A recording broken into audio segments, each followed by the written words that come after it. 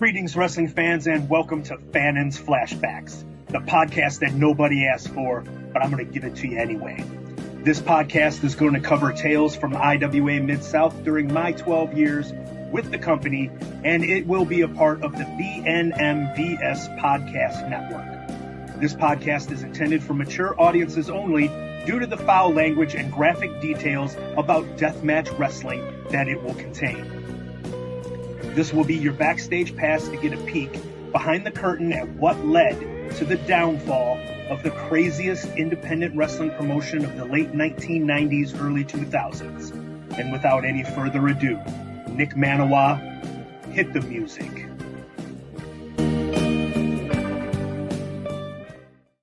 Go. Greetings, wrestling fans, and welcome to the debut show of my new podcast, Fannin Flashbacks. We're going to get together with some old friends of mine and go over IWA Midsouth memories. Today's guest joining me is one Ben Rich. Got to go way back into the archives of IWA Midsouth history to know who Ben is. We went to college together at the University of Kentucky, and it was Ben and Les Johns who was supposed to join us today, but Les is a little under the weather, so get well soon, Les. We're going to go ahead and do a recording and do a trial, get this podcast started.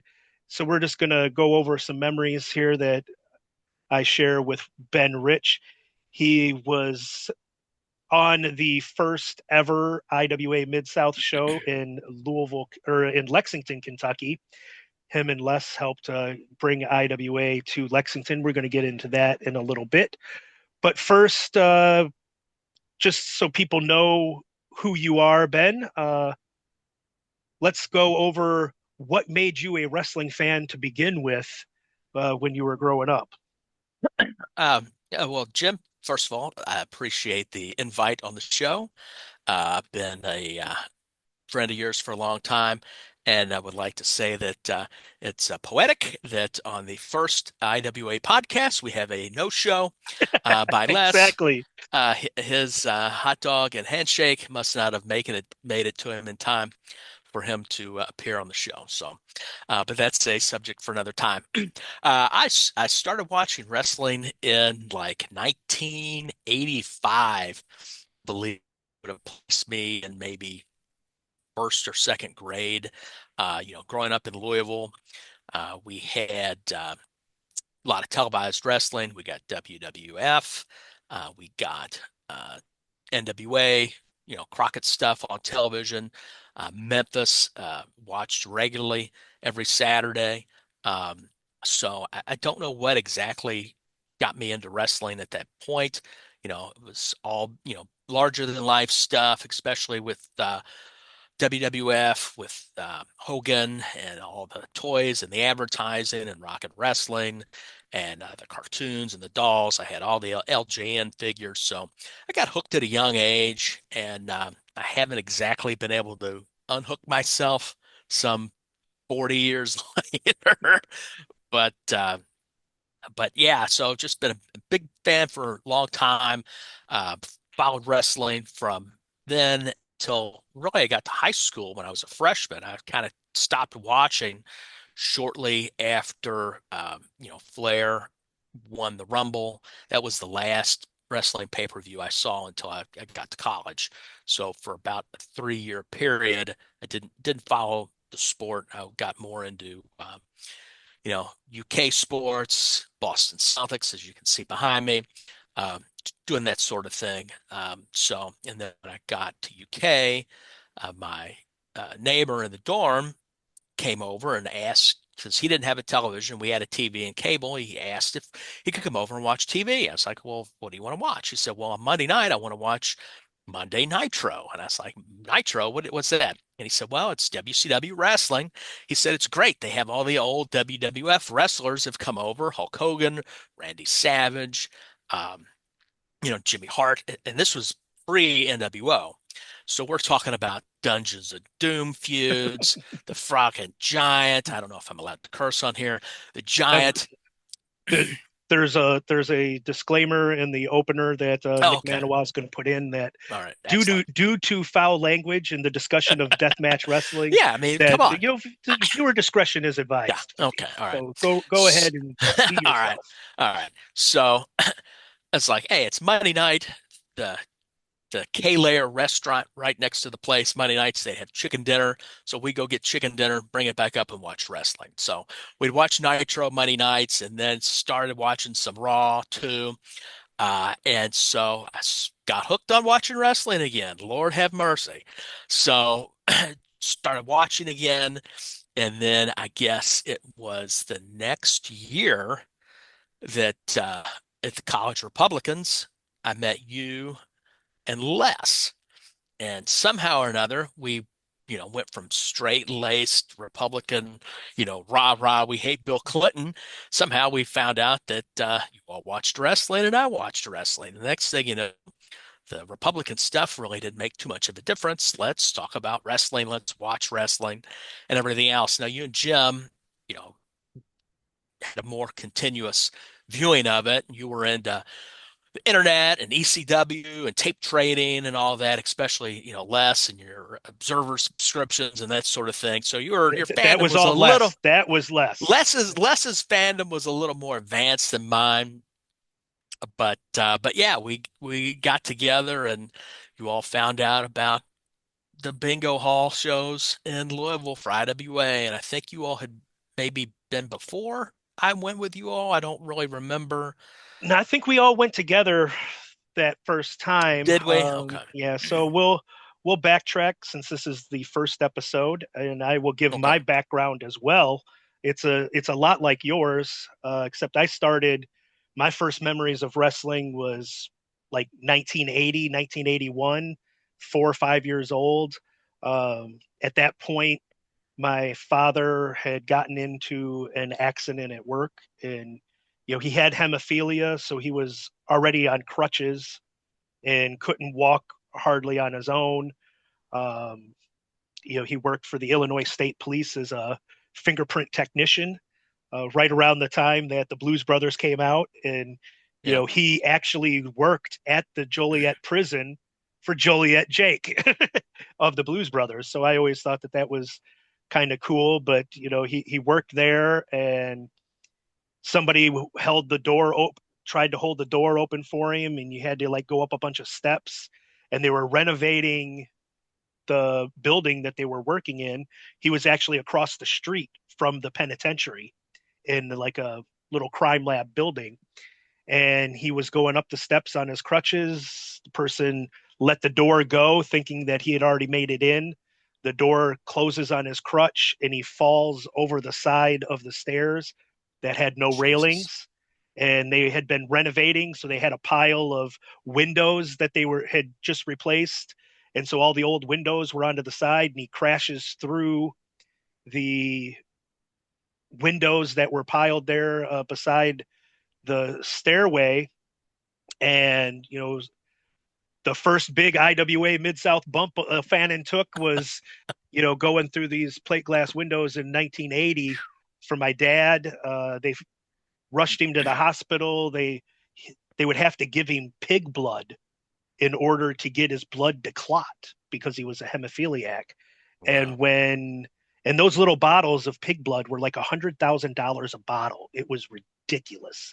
And part of the reason now why I'm no longer uh, a college Republican, because of healthcare stuff like that, and just the insane costs that healthcare have in this country. But this is not a political podcast, so we'll go on and say that when they finally got his bleeding to clot, it was right on his spine. It eventually ended up severing his spine and leaving him paralyzed from the waist down. So all I had to do with my dad growing up from the time I was 4 years old on was, watch TV. And my dad was a huge wrestling fan. So I would watch wrestling with him every chance I got. And Saturdays were TBS wrestling. At Hmm. that time it was Georgia, and Tommy Rich was my just all-time favorite at the time. Loved me some Tommy Rich. And when he left well, I guess it was more Georgia went off the air and got bought out by Crockett. And I guess Tommy Rich ended up going to Memphis around that time instead of being with the Crockett's. So my mom would always, anytime there was a wrestling magazine at the grocery store, she'd get me the grocery magazines if it had Tommy Rich on it, so I could follow Tommy Rich's career. And you know, watched NWA wrestling until Flair went to WWF. I never really cared all that much for WWF. I wasn't into the cartoon stuff. I liked the blood and the guts and the grit and the hard hitting of NWA and Crockett that I was growing up watching, and World Class and UWF. Bill Watts was available in Chicago, so I'd watch those shows. And it wasn't the cartoony stuff that Vince McMahon was doing. So I never really got that much into the WWF. I liked the very beginning of Hulkamania, but then once I discovered the Four Horsemen and Ric Flair and became a heel fan, then I hated Hulk Hogan from that point on. Stopped watching WWF and didn't start watching it again until Flair ended up going there. So the first pay-per-view I ever watched live of WWF was your last one, the Royal Rumble, Royal Rumble. when Flair wins. Ended up going back to watching WCW when Flair went back. When Hogan came in and beat him, and they did that retirement match at what was it, Halloween Havoc 94, 95, whatever it was. I stopped watching wrestling Yeah. until I had a satellite dish back home, and they always had, I think it was called like Destination America or something like that was the channel. And every night, late at night, they would have a different syndicated wrestling show. So I think I was able to watch some USWA. I was able to watch some Smoky Mountain. And I was then able to find ECW was on that channel as well on the satellite dish, and became ECW really like hooked me back in to the wrestling. It had the blood and the guts and the hard hitting, and I really liked the Pulp Fiction montages that they were doing, and it just caught my attention and got me back into wrestling. And the way I remember it, and you might have to correct me on this, I think that meeting at the College Republicans where we were all together, I think you and Les were putting up flyers or something, and you started horse playing and wrestling together and doing like you were going to try to, there was a table there or something, and you were like, oh, power bomb through a table or something. And I'm like, whoa, wait a minute, you guys are wrestling fans. And from that moment on, we were thick as thieves, and Yeah. started watching the wrestling together. And yeah, Les had the subscription to Meltzer and had tapes galore in his closet of all the different wrestling, and had pretty much all the NWA, WCW Saturday nights, had everything taped. And we just sit there and just watch all old wrestling together. And AOL Grandstand was the thing back then. Yep. And I remember we got onto AOL Grandstand and ended up learning that, oh my God, Ian Rotten is in Louisville, Kentucky, running hardcore wrestling shows on a weekly basis. And I think IWA had started in October of 1996, I think it was, and we started going to the shows there at the Kmart building. I believe it was January of 1997, I think, was when we first started going.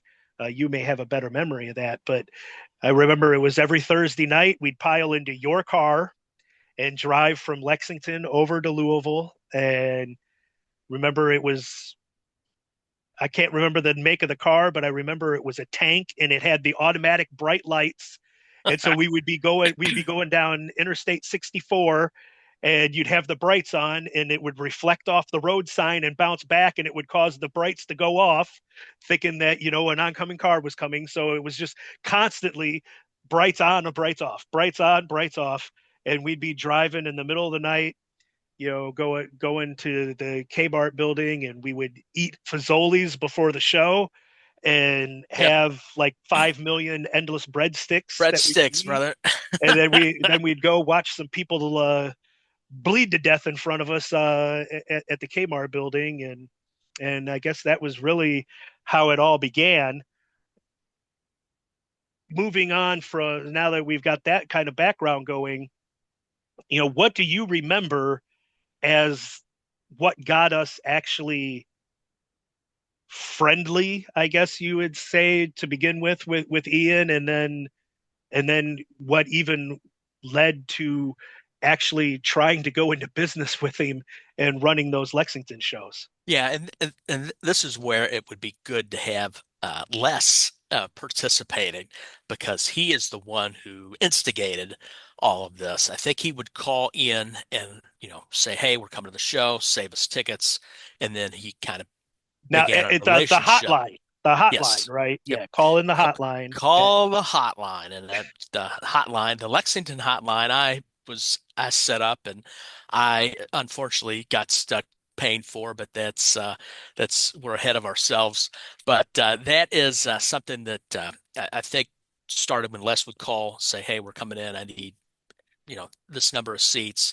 And because we usually sat in the front row, sometimes we would be in the second. It would just depend on, I guess, how far in advance he would, make the call and that sort of thing, or who all was coming. Because we ended up having some other friends of Les's specifically would come, and then we kind of made friends with people at the shows who would go with. But at the time at UK, I wrote for the student newspaper, the Kentucky Colonel, and so I was pretty much a heel writer. I would put all There was this. no pretty much about it, Ben. You All right. you were the biggest Yeah. heel on campus in 1997. Yes. Through You not, you until were I got fired, pretty until you got much. fired. But yeah, I wrote for the student newspaper. My nickname was actually the most hated man on campus. You could easily say that outside of the basketball team and maybe the quarterback on the football team, I was probably the most well-known student at UK just because all the nonsense that I would write in the newspaper that would get people fired up to where they would write letters to the editor saying how terrible I was and just write things that would get people fired up. And not necessarily that I believed them. A lot of the stuff back then, I'm sure I did, but yeah. So anyway, I was well known. I had a weekly column in the newspaper. So when we had originally talked to Ian, I remember this. We had talked about having them come in and how we would have like bluegrass championship wrestling or something of our own that Ian would help us book guys on and we'd use his license. I think that's what we kind of wanted to do in the beginning, and Ian shat on that. He said, "No, we'll make an IWA. We can find somewhere to book a show. We can do a show." And we came up with an angle that would have me get mad at Ian for whatever reason. And it's just something over time. When Ian would come out, I would, you know, boo him and get mad, or I would go sit in the bleachers or whatever. And so this went on for several weeks.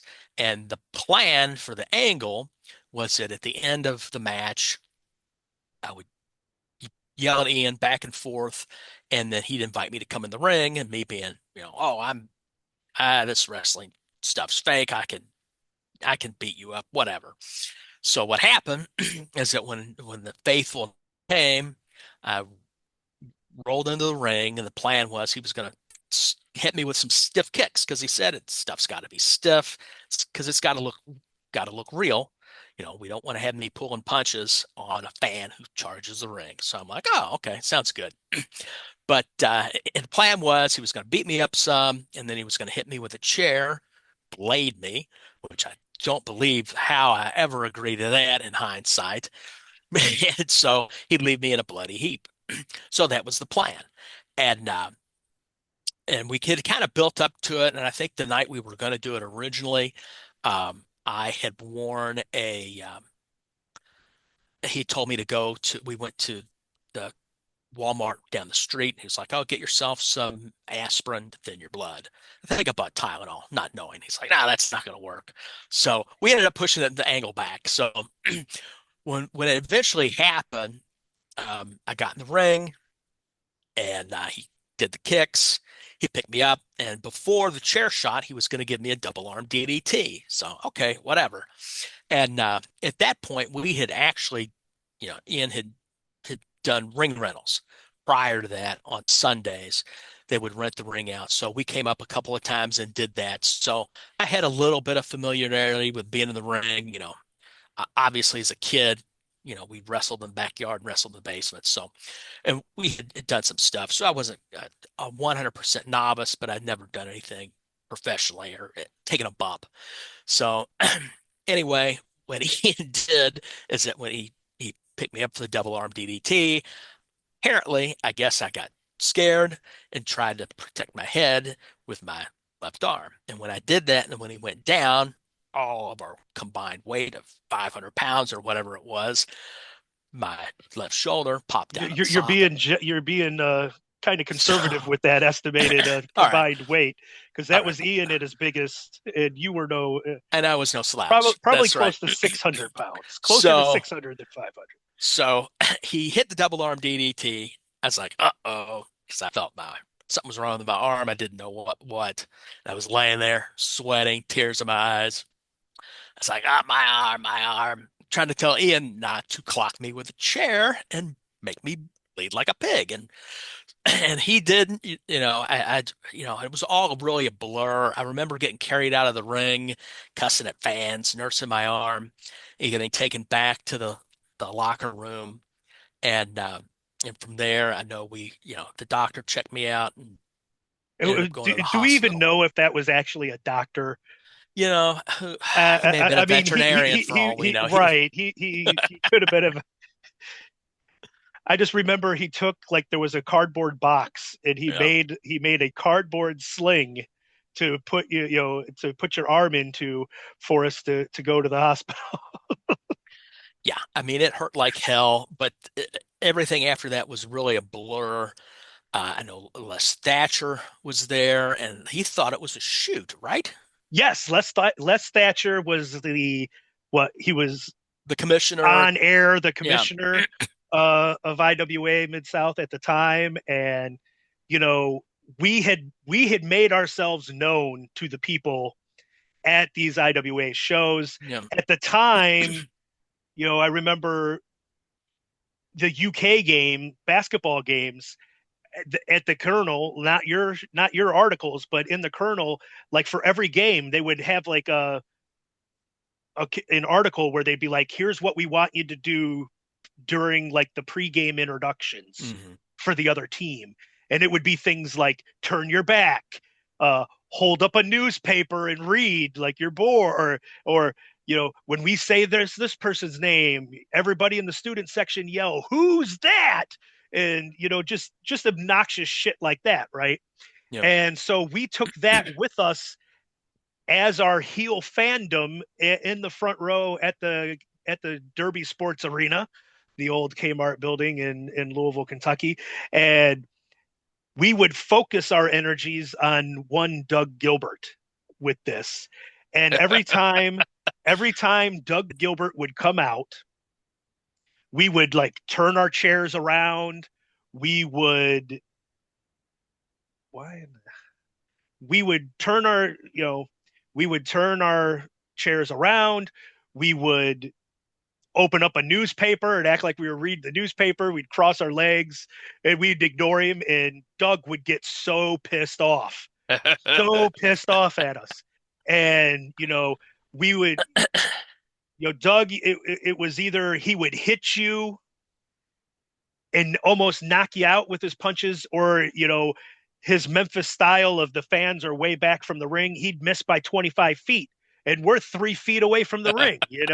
And so you can see that there's nothing but 9 feet of air between him and the opponent when he'd throw the punch. And so then we would like stand there and give Doug Gilbert punches to each other and just, you know, do obnoxious shit. So Les Thatcher knew who we were, you know, and in his mind, he could see us being obnoxious little shitheads enough Yeah. that you would try to get into the ring and create chaos. And he's in the back. You're like in tears. Your arms dangling. You're trying to hold it. This. doctor. And who knows what medical credentials he actually had. Probably, I don't even think he was a veterinarian. I think he was would couldn't even say he's WebMD, at the time because there was internet was so young at the time. But somebody that Ian had that played a doctor anyway in the back, and he's like sitting there trying to duct tape this cardboard box sling to your arm, and Les Thatcher's yelling at us like, you dumb motherfuckers, I can't believe you'd get in that ring and do that shit. What were you thinking? And now you're hurt, and you better not fucking try to sue us, and I can't believe this is going on.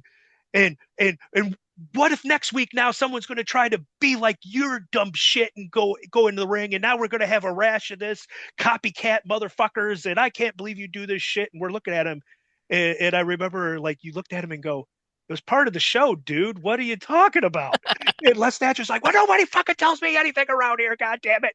And he storms off all pissed off, and you know and then we end up having to take you to the hospital Yes. with this cardboard duct tape contraption to you. What did the doctors even say when, or even the nurses, when Well, you go into the emergency room and you cardboard duct taped up?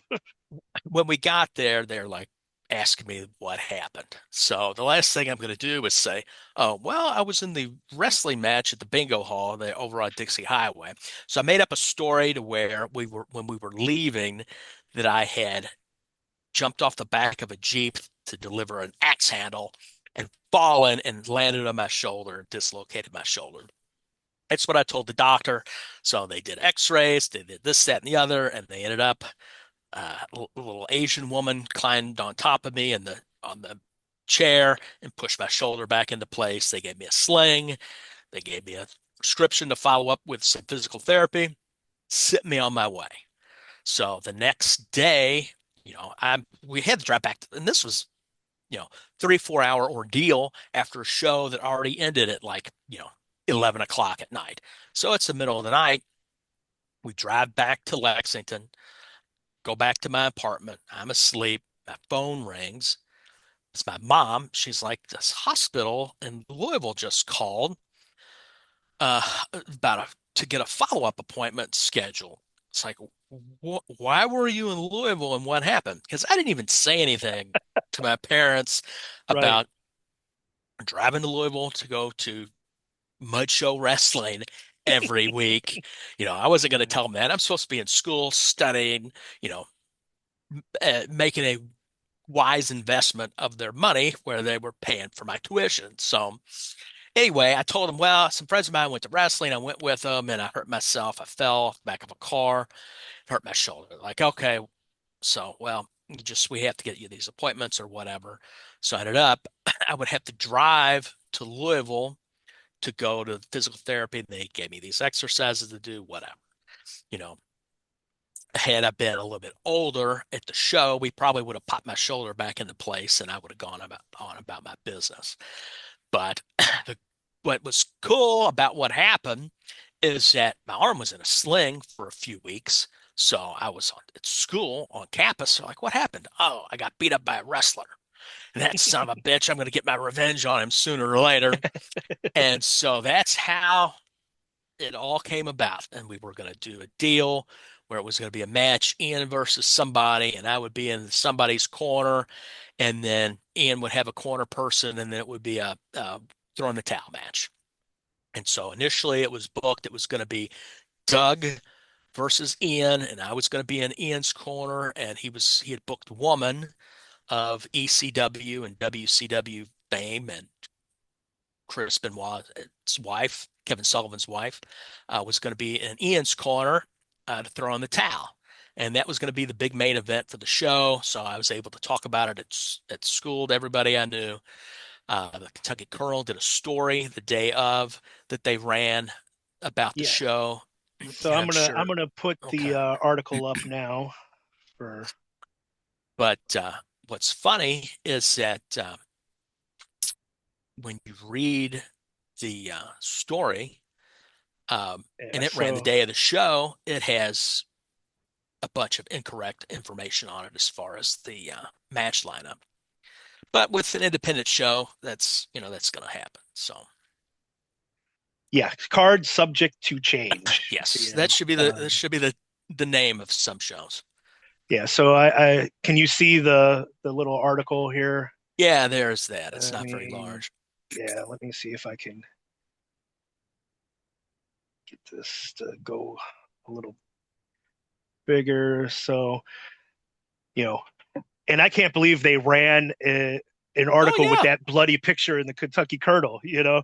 yeah. Uh, And it was black and white, so that helped. If it were color, they probably would have ran the picture black and white, like Vince, when they had blood there for a while, would use a black and white picture instead of a color, so they wouldn't show the blood on their television. But yeah, so we ended up. The plan was me and Les put in money to see. help run the show.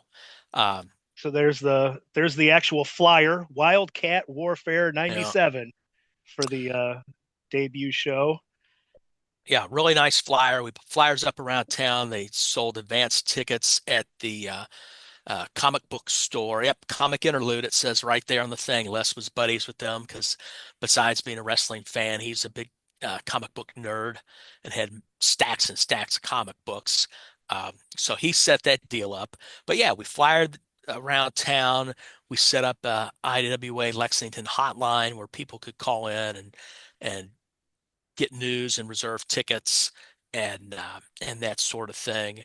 So we we put about as much as we could into the show as far as trying to push it and everything else. And and I think it probably drew around maybe 200 people, so it wasn't that bad. But it was a money loser. I mean, we lost we lost because I think I ended up paying out of pocket about $500, um, which killed me because I'm a college student and worked during the summer to save money for the fall. So I took a lick on that show, and that was the last IWA Midsouth show that I was officially a part of the office on. Because I quickly retired and didn't want to lose any more money, especially after getting my ass beat and shoulder dislocated. So, but Les continued to participate financially in the Lexington shows. But Woman did not show up. Yeah, She no was woman. replaced. Yeah, she was replaced by Billy Joe Travis as the corner man. And we got to the building. It was at the National Guard Armory. So we got there early in the afternoon, set up the ring, set up the chairs, and then I had to go sit in the back and wait for not only all the boys to arrive for the show to start, but it was the main event, so I was going to be back there twiddling my thumbs for a long time. So, I'd never been a really the other only other time I'd really been in the back was the when we got hurt, or when I got hurt rather. Right. So I just sat in the back and everybody came in, and this is I don't know what the protocol is. So somebody walks in, they're gonna make their rounds, shake everybody's hand. These limp ass handshakes. I'm like, what's going on? Why am I getting this weak handshake? And I had no idea that wrestlers did, the worked handshake to where it was just light as a feather. And I had no idea. And you know, that gave me away immediately if they didn't know ahead of time. Yeah. So everybody would come into the locker room and they would be in little groups of people. And Buddy Landell and Billy Joe Travis were over on the right hand side of the room. The locker room was actually a classroom that they had set up, I guess, for where they did training with the people who were in the National Guard. So there were a bunch of tables set up like a schoolroom, pretty much. So Buddy and Billy Joe Travis were over on the side, and they were Billy Joe brings out a bottle of booze, and so they're you know drinking the entire time. And I'm thinking to myself, this doesn't seem like this is the best idea. And so once the main event rolls around, we go out, me and Doug, I meet Doug. It's like nice to talk to you or whatever. I don't think he remembered me being just a total prick to him previously. I don't know. Maybe he did, maybe he didn't. I don't really remember. Um, I but know he remembered me when we started oh, having to work together later. oh, He sure. he definitely remembered me, but yeah, I mean, I wasn't in the back for that show, so he may not have remembered. And I just always found it just was hilarious that, you know, the guy that's going to, fight for your cause and try to get Yes. revenge on Ian Rotten for you is the guy that we despised and made fun of and ridiculed for months Yes. before this Now, happened. And now and, what's funny somehow about that the was put about the together. deal with Doug is that when Doug was a heel, we would cheer Doug. And then when Doug was a face, that's when we turned the chairs around and booed or like, we don't want to see this crap because he would usually turn like two or three times, sometimes during the Oh same yeah. night. So, Not but quite like Tracy Smothers would, yes, but not yeah, like it Tracy, was he but Doug did jump around quite a bit. But during the match, um, and Ian had said early on, he's because the athletic commission was, I think, going to be there or something. He's like, no blood until the last match, which for an IWA show that was did not happen. You'd have juice in a lot of matches, but he said, Ian, strictly no blood until the main event, so that's fine. So we're out there in the main event. I don't know what the hell I'm doing. I'm out there just talking shit to the people in the crowd. And a bunch of my fraternity brothers were there and I'm cussing them out. And they're cussing me out and just going around and, having the time of my life, just, screwing around. But a couple things that stick out to me about that night and that match in particular is that, Billy Joe had been drinking heavily. And so by the end of the night, he's, three sheets to the wind. And so we're running around the outside. And he gets a hold of me and he grabs me to hit me. And I'm like, oh, great. I said, what the fuck? But luckily, Doug came up from behind, hit him. And so I was able to avoid getting knocked out, now and which was literally your arm still in the sling at this? Were now you still in the sling or were you healed for up? I I'd healed up before. And so I had stopped wearing the sling at school. I think I still wore it to the IWA shows when we would go to Louisville for the shows in between the time that the angle happened and our show in Lexington. I still wore the sling there so I could sell the injury. Um, but I think for the show, I did not wear the cast because at the end, we had planned after Ian won, he was going to give me the split leg power bomb. So I didn't wear the sling out to the ring. But so I avoided.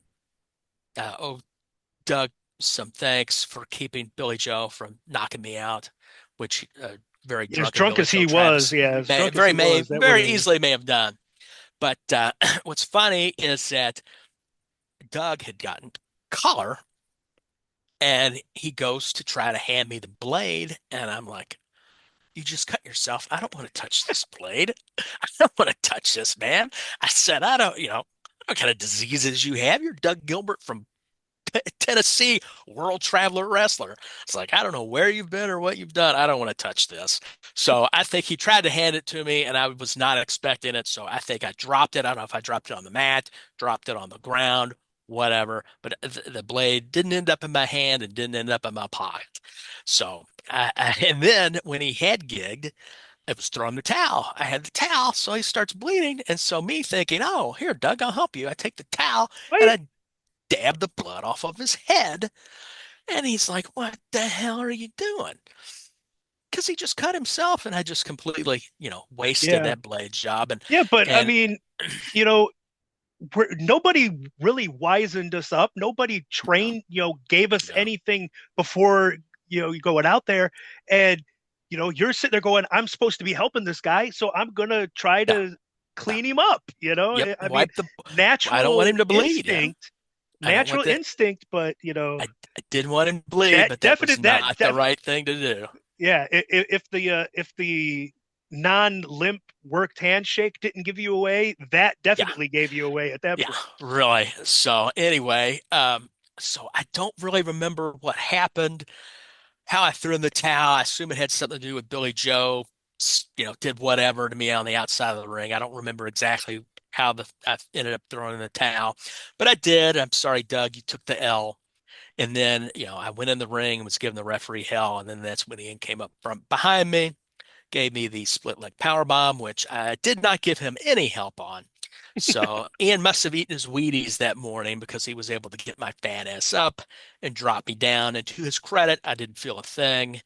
Um, so I laid there and played dead for a while. But it was funny when I got home, my roommate asked me if I was on my period. I was like, "What are you talking about?" Because Ian, he was a bloody mess. He had gotten his blood all over the crotchal region of my blue jeans. And I don't remember, I think it was Ian or somebody else, or I think it was Pondo, told me, wash it cold, brother. And cold water got all the blood out. So I didn't have to burn the jeans or throw them away, or I should have saved them, and Nice. then I could have sold them on Right eBay there you for a go. fortune to an IWA collector.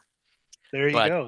That was that's the build up to that first show. Is there anything that you remember specifically about that first show or what we did? I I remember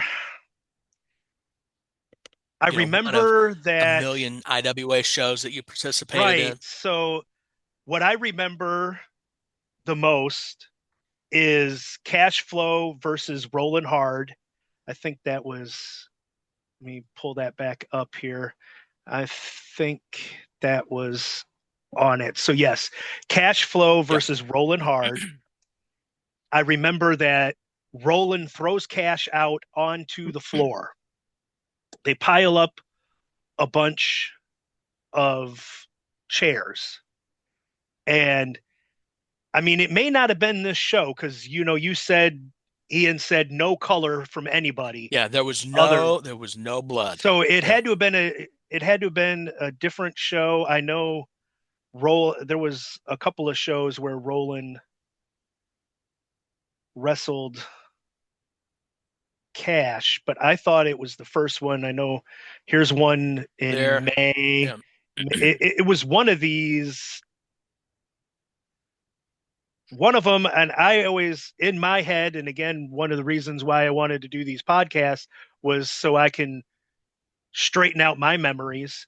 But Sure. my memory was that it happened at this first show, and it might have been one of the others where they had wrestled each other in Lexington. But Roland goes to DDT Cash onto a bunch of chairs on the concrete floor, and he somehow misses the pile of chairs, and Cash's head just smashes right into the concrete and cuts him open wide. I mean, he's gushing everywhere. And there's so much blood that after the match have to go into an intermission so we can get a mop out there and clean up. Yeah. So, we're in Kentucky in the late 90s, intermission, the entire building goes outside to smoke. You know, so everybody leaves, they go out and they're all lined up, and you guys were running the show and I had no part of it. I was not anything. I think I was doing like helping with like security or anything, but I was not financially involved. I had no say in anything. I was not backstage, nothing. And they come and get me because I was the one that, hey, you live in Lexington, Les and Ben can't leave. Get Cash to a hospital. He needs stitches. You need to get Cash to a hospital. And we were like Cash's first fans. We knew Yeah. him when he was training, and we would be front row and he'd be doing security and we'd talk to him all the time. So then when he first started wrestling, and he'd lose every week, but we'd have signs in the crowd, Cash Flow plus flip elbow equals victory. And we'd be cheering him on like crazy, and he was so athletic and could do things that nobody else on the show could even dream of doing. And for a guy his size, it was just phenomenal. He was like a white too cold Scorpio with the way he could fly off that top rope, and he would be doing 450s and flip elbows, and that he had his top rope leg drop was as good as Bobby Eaton's. So I'm like sitting there going, my God, I love Cash, and he's so great. And here he is bleeding. And I didn't know Lexington all that great. I mean, I stayed on campus. I would walk around campus. I didn't know where the goddamn hospital was. And, it's not like now where you got GPS on all your phones. So you guys, I think it was you were trying to like, well, go, this is where the closest one is. And luckily, I think it was pretty much right down the street, but I find like Cash is all wrapped up in towels around his head, trying to stop the bleeding and getting him out to my Jeep. And everybody's outside smoking, and Cash is looking at me and he's like, "Oh wow, man, that is so nice that all these people are so worried about me that they came out here to see me off to the hospital to make sure that I'm okay." And I look at Cash and I go, "Cash, it's intermission. They're just out here having a smoke. They had no idea you're on your way to the hospital right now." And he's like, "Damn, man, you can't even give me that one." And I'm like, they're definitely out here to see you, to see that you're okay, and to cheer you on, and get you to the hospital. But I had thought that that was on that first show, and it might You have know, been on one of the it might have been on one of the other ones because I can't it remember. may So very it may very easily have been on that first show because you, like you said, when he bled, it was because he hit the floor hard way. So it could have been, it very easily could have been that first show. I just don't yeah, I remember mean it. you were in the back, so Yeah. but that's how I remember it. And none of these, sadly, none of these like hardly any of these shows were recorded. If they Yeah. were recorded back then, Ian would just like hit record on a camera and just set it on a something, and run it. And you know sometimes he would remember to go back and check it, and change and have somebody change the tape. Sometimes he wouldn't, and you'd get like half the show would be recorded and it would cut out mid match, and then you'd have nothing after that. And I mean it's sad that this footage doesn't exist anymore, and that only the people that were there damn near 30 years ago, now like 28 years ago, what do you remember? So I know Sure. it happened on one of the Lexington shows. I don't know which one it happened on, but I in my head I always had that as being on the first one. And the only other thing that I really specifically remember from that first show was the story that you told about wiping off the blood from Doug, and Doug Yeah. getting so pissed off about it because it was so eerily similar to my first experience a few months after that. you know um I got more and more involved as you guys went on. Like you said, you got out money wise after the first night, which I didn't even remember that part. I thought that you wrote it out a little bit longer than that. No, no, um because the next show we did had a bigger crowd and they made money on, and I got kind of jealous of Les because he made some money on the deal. It's like, oh man, I should have stayed in. Ah, nope, I should not yeah, have. you two definitely made the the right decision getting out, and somehow I ended up sticking around for another 12 years after that. But it specifically reminds me of my first night being in the business, so to say, was April Blood Showers 1998, April 30th, 1998. And we pretty much would like help with like security and stuff at those Louisville shows and things. After you guys had gotten involved in Lexington, then Ian would let us like help out at the Louisville shows. So I was like just doing security at the time. And I remember like Bull Bull Payne thought I was training to become a wrestler because all of the security guys would Mhm. be like training with Ian to become wrestlers. So he thought I was just another one like that. And he would just grab me during shows and suplex me on the floor. And I'd have no idea what the hell I was doing. And every single time he did it, it would split my jeans. He'd grab onto my jeans. I wouldn't know to jump. I wouldn't know what the hell was even going on. Again, not to this day, never had a second of wrestling training by anybody. Um, you know, and Bull would grab me, and he'd grab me by the jeans, and he'd have to muscle me over. And every single time it would rip right down the side. It would rip my jeans. And, I sort of have a picture that shows, you can see the split in my pants here as on the power bomb at April Blood Showers, because I got tired of buying new jeans. So I would just wear the same jeans that were already ripped and stuff. So we get to the April blood showers, and Joe Bailey had become the promoter of IWA, and he had left Ian. They split up because Ian wouldn't use his underage kid JC Bailey on the shows. Ian was having so much trouble with the athletic commission, as you can recall. He was like, "There's no way with all this trouble that I'm going to put an underage kid on the show.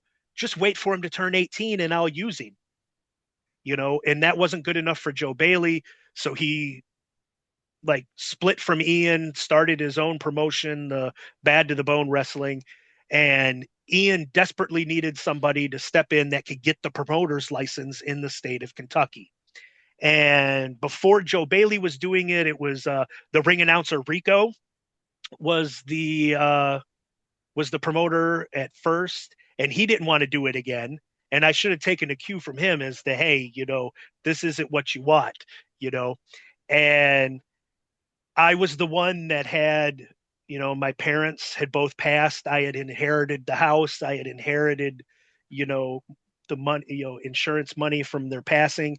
So I was the one that had in my own name the credentials to where I could qualify to get the um, insurance bond that it was required in order to get to be, a licensed promoter in the state of Kentucky. So I became the promoter for IWA Midsouth early April, maybe March, Aprilish of 1998.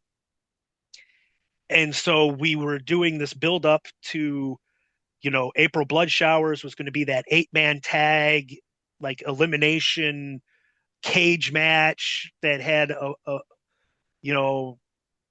think pretty much damn near everybody that was in IWA at the time was in this matchup, and we were going to have it be where Bull Payne was going to kick my ass. It was, I think, Ox Harley was on Ian's team. Ox turns heel at the end, unlocks all of the heels that had been eliminated, and they all beat up Ian. And I get in the ring as promoter and I start telling Bull Payne, you need to stop this right now or I'm going to suspend you. So everybody was told only Bull Payne touches me. Only Bull Payne touches me, right? And Bull is supposed to give me a power bomb. He's supposed to DDT me onto a chair. He's going to blade me so I can get color because I wasn't comfortable doing it myself. So he's going to blade me.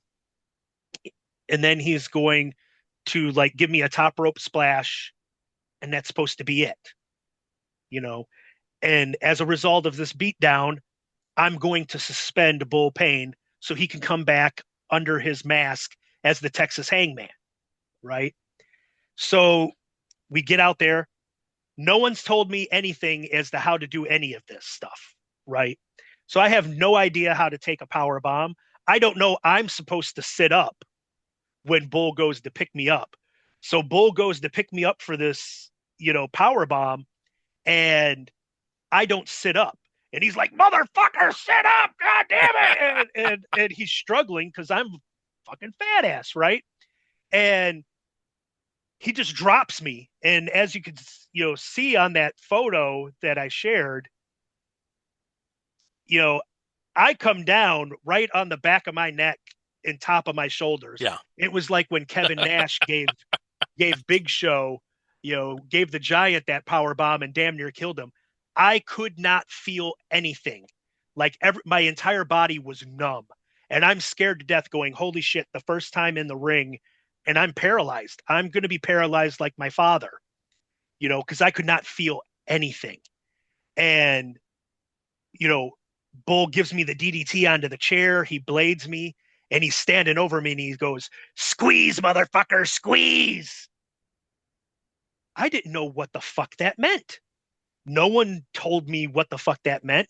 So I take my hands and I'm squeezing on my head, going, okay, well, where did he cut me? I'm squeezing my head. And Bull's going, "What are you fucking doing, you motherfucker? What are you doing? You're wiping off all the fucking blood." So it's just like you wiping off the blood from Doug Gilbert, I'm wiping off the blood that Bull had and he's like screaming at me. like, you dumb motherfucker.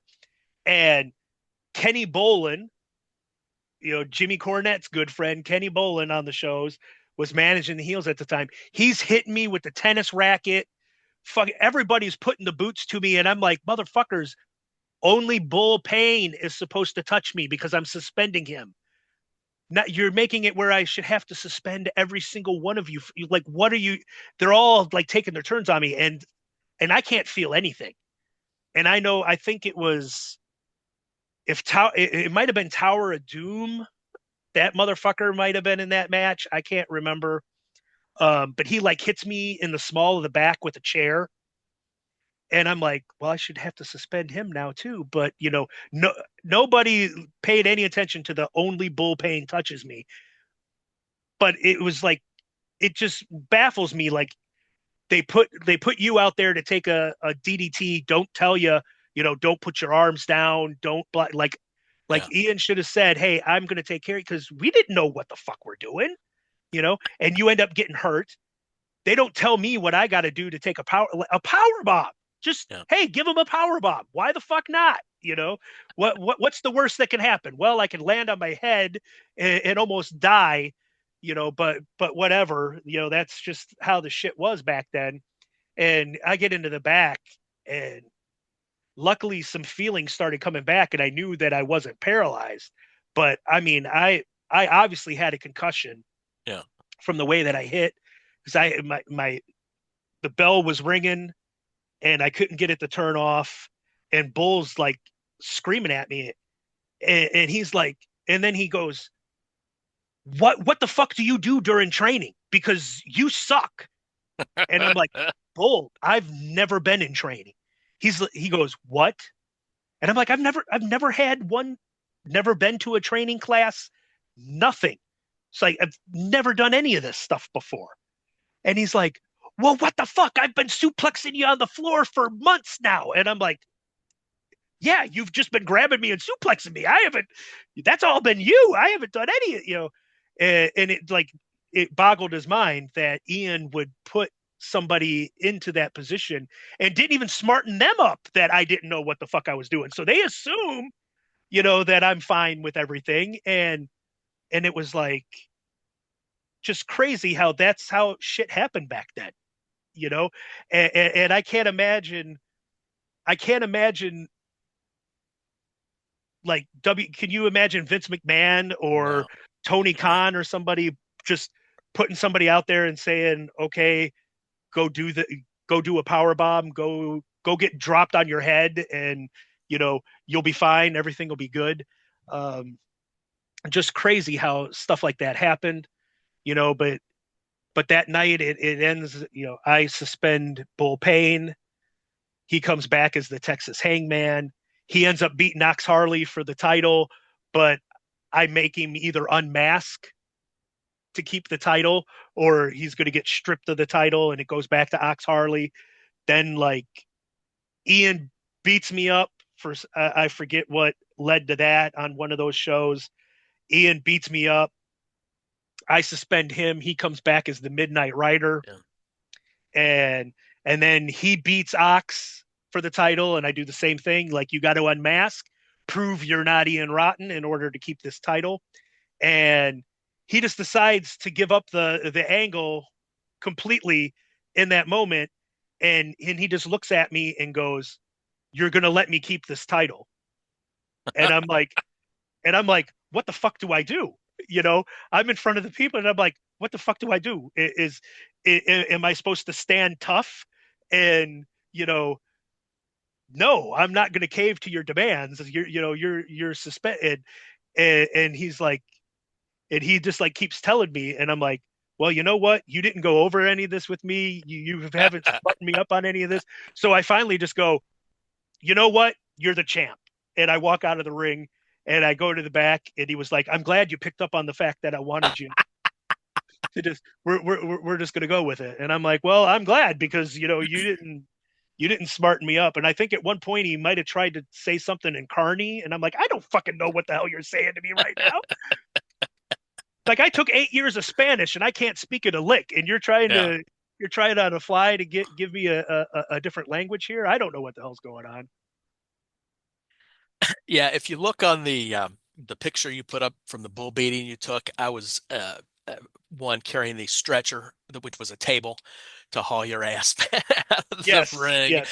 That's Uh, Ben. Ben is and the striped shirt right Ben is there here in with the striped shirt, and the striped shirt. carrying me, and you can see there's a couple of shots in my forehead there. Barely any blood because I squeezed it all, wiped it all off, tried to squeeze. But Uh, Bull used to beat your ass all over the place, man. And Bull he would. Payne isn't, I mean, he's not 6'5", but he is the thickest, strongest son of a bitch you will see and quite frightening.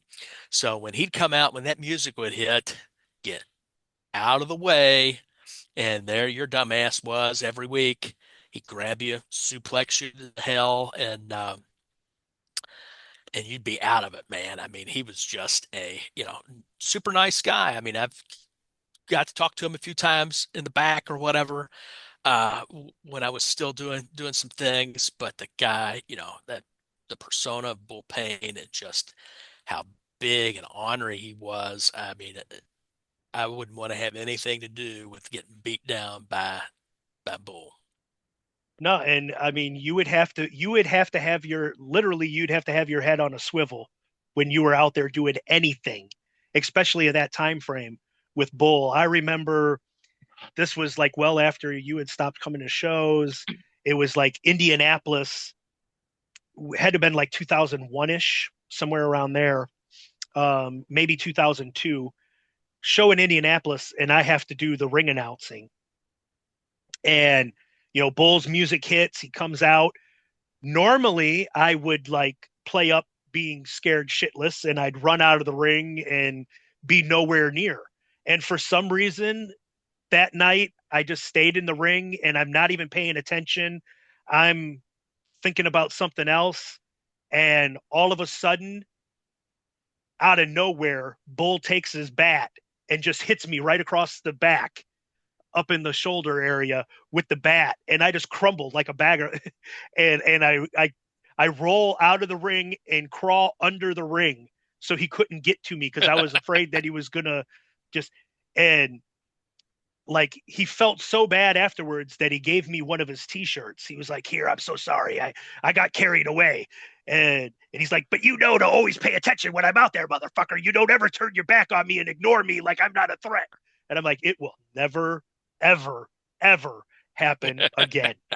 And but yeah, Bull, you never wanted to fuck with that man. He to this day scares the shit out of me. And if I hear that song in a grocery store or out in public at a restaurant, and that what is it, eruption or whatever the hell the name of Yeah. it, whatever it was called, if if that song comes on, I'm immediately looking around going, "Oh shit, is Bull here? Do I need to run for cover?"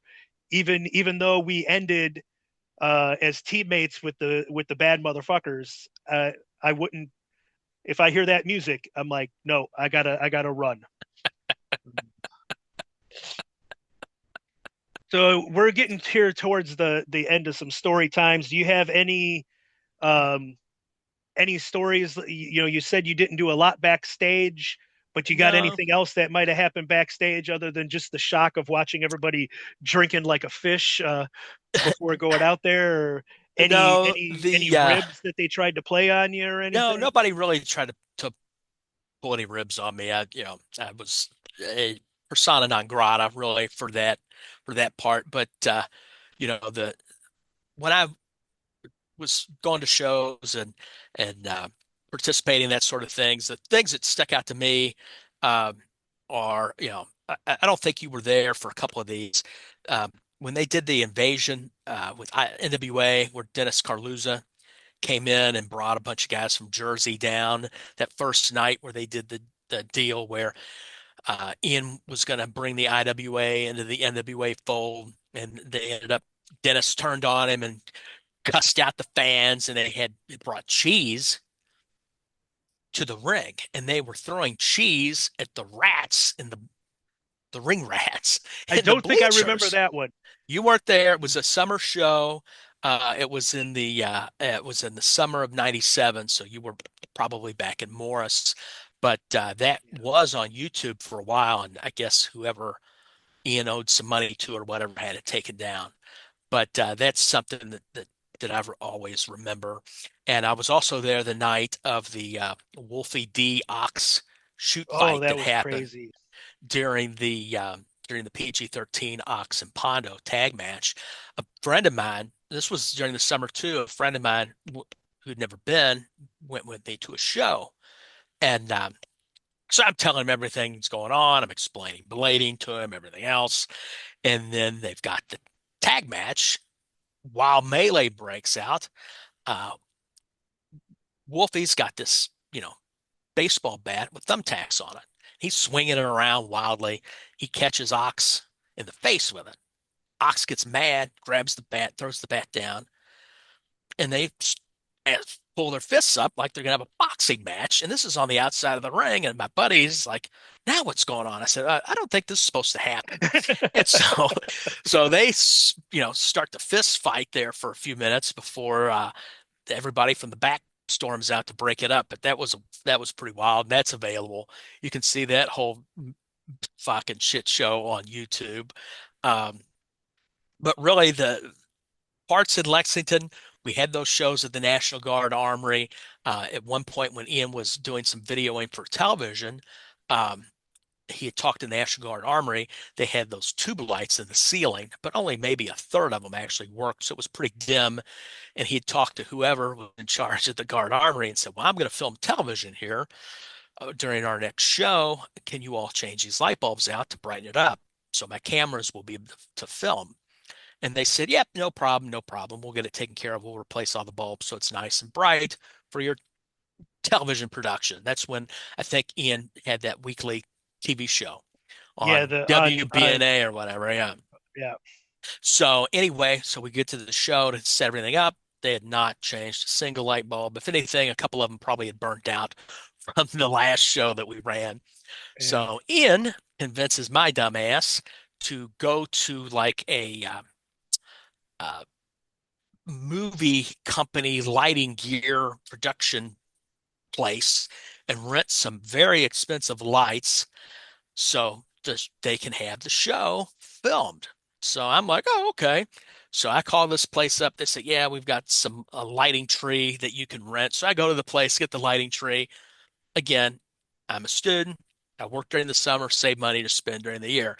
So I'm not rolling in the dough, but I go and rent this light tree and it's not tall enough. So they decide to put it on a table in the back. And so the whole time I'm thinking, "Oh man, if they fight back there and this light thing gets knocked over and breaks, I'm just dead meat." So luckily, the light tree survived and I was able to take it back and get my deposit back. But that's one of those mysterious shows that was taped, never to see the light of day. Right. And I don't know what happened. I think like the next show or the show after that is when something happened and we ended up getting either kicked out of the National Guard Armory or they priced us out. And so we ended up running a couple other places in Lexington. We ran a bar downtown that had closed because there was a shooting. But we were able to rent the second floor to run a show, which was awesome because we had to carry the ring and 50 million Yes. chairs up a windy flight of old rickety wooden stairs. Yep. And it was just horrible. And I remember And Ian the whole time going, "Are you fucking kidding me? Are you fucking kidding me? On the second floor of the building?" so I don't know. And we're in the staircase. There was like the outside staircase, Yeah, and I can remember there's power lines, and we got all these 16-foot long steel poles, reaching them up, trying to like lift them up over because you couldn't twist it through the staircase, and so we're just like trying to lift 16 feet steel beams up into the air and get it pushed up. And how we didn't how somebody didn't get electrocuted and hit one of those power lines, I have no idea. But that was an entertaining night yeah, when with that one. just And Yeah, And then there it was, just horrible. And then that we had ran a barn in yes, Versailles. the barn in okay, Versailles. I couldn't remember if it was Versailles or Georgetown.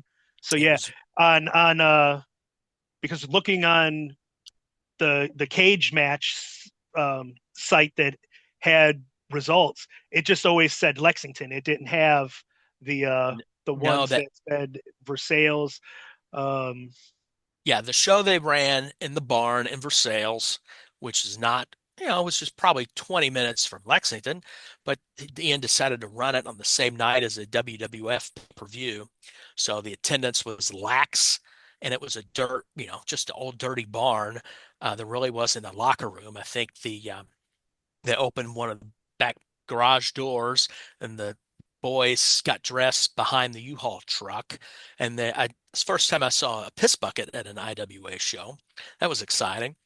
But well, and what I remember from that show, and he just recently passed, so God bless him and rest in peace. But I remember Donnie. was DJ Donnie was at that show, and there was a porta potty that was set up there. And I remember with the porta potty, he went in to use the porta potty before the show, and like Mitch Page would constantly fuck with DJ Donnie.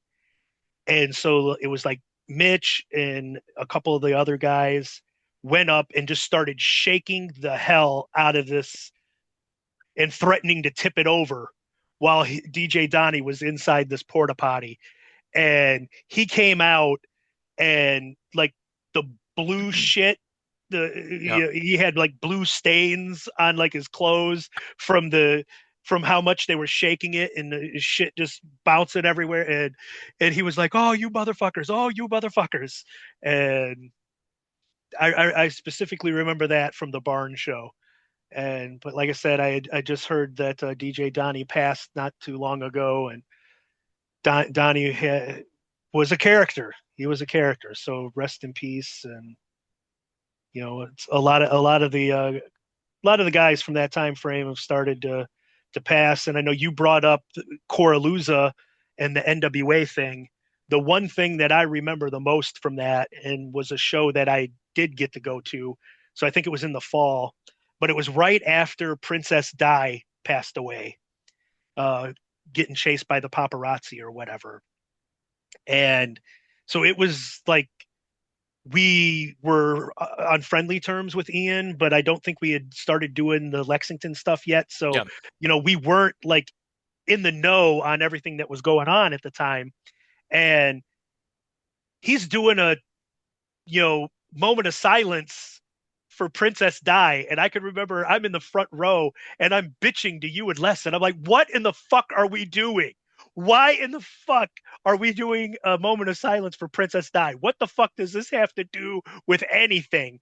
And I'm getting livid, and I'm like ready to just blow a gasket. And then Dennis Coraluzza comes out, fuck that bitch. And he became the biggest baby face in the world to me for that. I'm like cheering my ass off for him, going, yes, fuck that bitch. Exactly. Why are we doing it? And I'm like, we're doing it so Coraluzza can be a heel.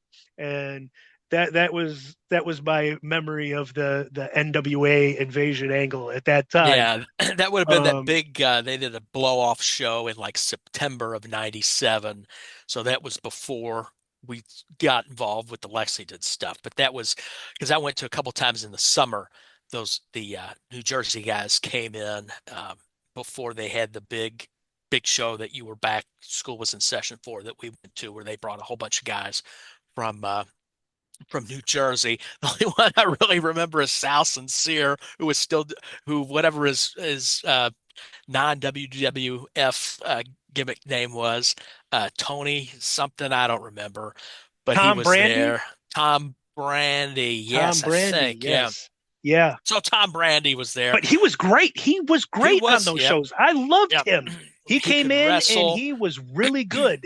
He had a great series of matches with Bull and Yeah, with Tracy Smothers back then, and I looked forward to the shows that good old Sal Sincere would be on. yeah. And he was a great he was great on those shows. I was so surprised because I did not care for him at all watching him in WWF at the time. But then he came in and the shows that he was on, those were some really good matches. And if there was footage of them, I'd watch them right now. I'd rewatch them right now.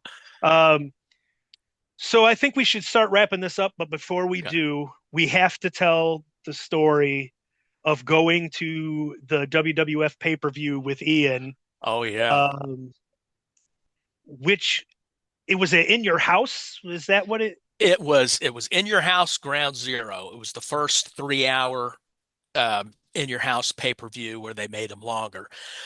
They had announced that they were going to have the pay-per-view in Louisville. So tickets were going to go on sale at the house show before that because they would always put tickets for the next show on. So I went by myself. I just bought the cheapest ticket I could to go to the uh, house show they had, and pay-per-view was in September, so it would have been during the summer, probably in June or July. I went and bought it, was able to get, I think we're in like the third row ringside. Yeah, it was Uh, second or third row. yep, Yep. bought three tickets, got a ticket for you, me, and Les. And then once the show rolled around, that's when we were starting to buddy up with Ian. And I think Paul had to work, so somebody had to babysit Les and Paula's son, Adam. And I think Les drew the short straw on that. So he had to stay behind. We had an extra ticket to go to the show, and said, "Hey, we'll take Ian." So you can probably find some still pictures Oh that yes. you can add to the thing later. But we had some signs. One said Brett humps. No, no, excuse me. There was a popular sign that said Brett humps cows that had gone around Yes. that we'd seen on some shows, and we said, well, this is Louisville, Jerry Lawler's hometown. How about Jerry humps calves, as in baby cows? So, Right. so we made a sign that said that, and then we had one that said like IWA, and then I made another Yep. sign that said Heartbreak Gimp on it. And so if you go on the YouTube or on well, they're on, I don't know where the hell the shows are now, Peacock or whatever. You can go on there and you can see us and our signs clear as day, right behind where Vince and Lawler and Jim Ross were doing their uh, their pre-show introductions, and also a few times during the show, you can see the signs just as visible as can be. It's pretty funny, Heartbreak And Gimp and right there with Michaels getting his ass beat by the Undertaker. and my favorite part, like, and we didn't know it at the time, of course, but then when going back and rewatching the pay per view and listening to the commentary, um, I think was it Scott Putski that got hurt? Yes. Yeah, Scott Putski got hurt, so that match ended up like getting cut real short. So they had to fill time, so they brought the midgets out. And like one of the midgets was like El Torito or something, like a baby bull or whatever. And during the commentary of that match, they make reference to our sign because like Lawler's like, oh, he's as strong as a bull, and like Ross is like, or a calf. Oh! And I, you I know, don't remember that. I'll have to go back yeah, you're gonna have to and go back and watch it. watch that because I forget exactly, but they definitely, because I mean, we used to have the still photo, and I'll have to look it up, and I'll definitely put it with the tweet when I'm advertising the show, but you know the signs like right behind Lawler, Lawler humps, and there was like and I think it was more than just Brett. I think there was like for like 3 months every Raw Yeah. there was like Somebody somebody humps humps cows. cows, Yeah. somebody humps cows, and so we were like, it's got to be humps calves, it's got to be humps cat Lawler humps calves, and Yeah. Yeah. And I and assume Ian the just slinking in his seat every time we'd hold that sign up, he would just shrink and be like, "Oh my god, I can't believe I'm doing this." And yeah, we had like an IWA every Thursday night came, Dixie Highway advertising it, and the the what was it? The Headbangers win the tag titles. They yes. come right out to Yep. Ian and take Ian into the back, and he like leaves us in the Yeah. crowd while So he nice goes of into him. the like he goes in the back for like the entire fucking show, and leaves us sitting out there, and and I think yes, I'm getting it in my ears here. Inquiring people want to know: were you ever paid back for that ticket? Negatory, good buddy. That's what, Negatory. one I don't. person paid for their ticket. You paid. I paid. I pay. Yes. Ian didn't pay. Les did not pay. I mean, that's. But hey, that's. I think the ticket was probably 25 or $30, so it Yeah. wasn't the end of the world. Definitely not It's the not way they like charge now now. where they charge $1,000 to sit ringside or something out. Just Right. ridiculous. But yeah, great memories, and I'll have to go back and listen to the commentary during that match. And for those of you listening that are unaware, Mr. Lawler had some issues with some underage women in the Louisville area in the years before the show that we took the sign to. So if you Google that, you'll be able to find out all you want. I'm sure Wave 3 has some old Oh yes. stories about the king and his taste in the younger sex. So